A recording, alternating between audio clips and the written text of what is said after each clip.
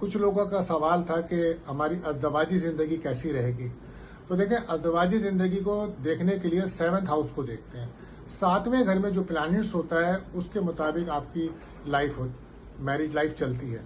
तो 7वें घर में अगर राहु प्लैनेट्स हो तो उस वक्त आपको कारोबार में भी परेशानी होती है और मैरिज लाइफ को चलाने में भी मुश्किल आती है। आप शादी तो कर लेते हैं, लेकिन शादी के बाद आपकी पार्टनर से लड़ाई झगड़ा रहता है और उसके बाद आपका पार्टनर परदेश जाने के बारे में सोचता है और वो परदेश चला जाता है।